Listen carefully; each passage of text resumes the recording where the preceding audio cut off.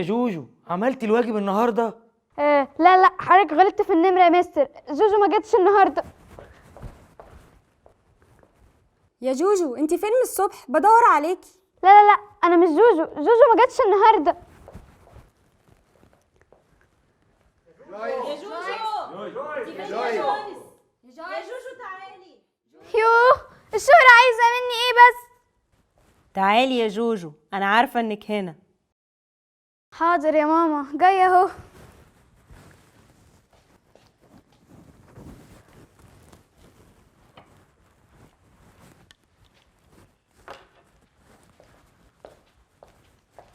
ساعات يا صديقي ممكن نتلخبط في ناس نعرفها من بعيد، شفناها مرات قليلة، أو أصحاب مش قريبين، أو ناس ما نعرفهمش كويس. لكن الناس القريبين مننا ما ينفعش نتلخبط فيهم. في مثل بيقولك يخلق مش شبه 40، فليه ما يكونش اللي اتصلب على الصليب ده مش يسوع لكن حد شبهه؟ طب إيه اللي بيأكد إن المسيح بنفسه هو اللي اتصلب؟ ينفع مثلا يا صديقي لما تشوف الدكتور مجدي يعقوب تتلخبط في شكله أو تقول مش هو ده؟ أكيد لأ. ليه بقى؟ عشان هو شخصية عامة ومعروفة. المسيح وقت لما كان على الأرض كان شخصية عامة ومعروفة، والناس بتجيله من كل حتة علشان تسمع تعاليمه أو علشان يطلبوا منه معجزات الشفاء، زي ما عمل كده قائد المئة اللي كان عنده عبد مريض، اللي مكتوب عنه في إنجيل لوقا 7:3. فلما سمع عن يسوع أرسل إليه شيوخ اليهود يسأله أن يأتي ويشفي عبده. يعني يسوع كان شخصية عامة مشهورة ومعروفة. معقول اللي صلبوه هيكونوا قبضوا على واحد غيره وصلبوا حد تاني؟ طب هفرض معاك إنهم فعلا اتلخبطوا فيه وصلبوا حد تاني، معلش أصلهم برضو ما يعرفوش قوي. طب المسيح نفسه بقى كان فين؟ متنكر أو مستخبي؟ جايز برضو. طب هل الله ممكن يظلم شخص تاني ويتصلب بدل المسيح؟ طب ليه يعمل كده وهو أصلا الله ظهر في الجسد علشان واحد من أهداف التجسد إنه يتصلب ويفدينا؟ ولو مش فاكر إيه هي أهداف التجسد، راجع كده حلقة لماذا تجسد علشان تعرفها. طب الشخص التاني اللي اتاخد ظلم مكان المسيح ده ليه ما صرخش وقال انتم غلطانين أنا مش هو؟ ليه كمل في التمثيلية لحد الآخر لحد ما مات فعلا؟ لا وإيه ده كمان يا عزيزي، علشان يتقن الدور أكتر كمان اهتم بمريم العذراء أمه وفضل يوصي صديقه يوحنا عليها. طب هو عرف منين أصلا إن يوحنا هو صديق يسوع المقرب؟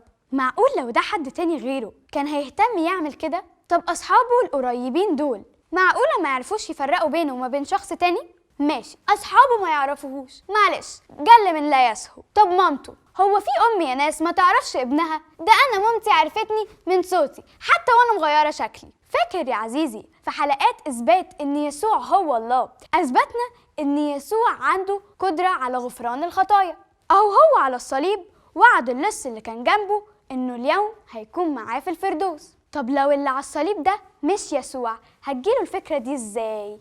فكر معايا كده يا عزيزي، انت لو اتظلمت في المدرسة واتضربت بدل زميلك مش هتصرخ بعلو صوتك وتقول مش أنا مظلوم؟ ازاي بقى واحد مظلوم يطلب الغفران للجنود اللي صلبوه؟ لسه عايز إثبات تاني يا عزيزي؟ حاضر. قلنا قبل كده برضو في حلقات إثبات إن يسوع هو الله إن أول ما يسوع مات على الصليب حصلت زلزلة عظيمة في الأرض وحاجات تانية غريبة ممكن تقرأ عنها في إنجيل متى 27 من عدد 50 ل 54. ودي كانت شهادة من الطبيعة إن اللي مات ده مش إنسان عادي. مش بس كده، ده كمان الجنود اللي صلبوه رغم إنهم كانوا أعداء المسيح وهم اللي صلبوه عشان ادعى إنه ابن الله، لكن رغم كده لما شافوا اللي حصل ده شهدوا وقالوا حقا كان هذا ابن الله. لسه بعد كل ده شاكك إن اللي مات على الصليب واحد تاني غير الله الابن يسوع المسيح؟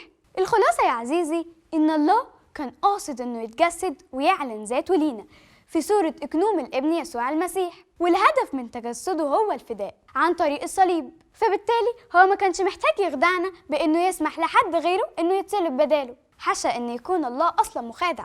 الخلاصة يا عزيزي إن اللي اتصلب هو المسيح نفسه مش حد شبيه ليه، لأنه أصلا كان وقتها شخصية عامة ومعروفة للكل، ولأن كل أصدقاء وتلاميذه أكدوا إنه هو. ولأنه مفيش منطق يقول إن الله ممكن يظلم شخص تاني ويخليه يموت بداله، ولأن المسيح نفسه مش محتاج حماية من الموت، لأن ده هدف من أهداف التجسد أصلا، إنه يجي ويتصلب ويموت وبعدين يقوم. طب هسيب لك جملة تفكر فيها لحد ما نتقابل في الحلقة الجاية. الله مات واتدفن، ازاي؟ هو الله ينفع يموت؟ هو الله ضعيف للدرجة دي؟ ده السؤال اللي هجاوبك عليه الحلقة الجاية. تابعني على نفس الصفحة اللي بتشوفني عليها دلوقتي. سلام.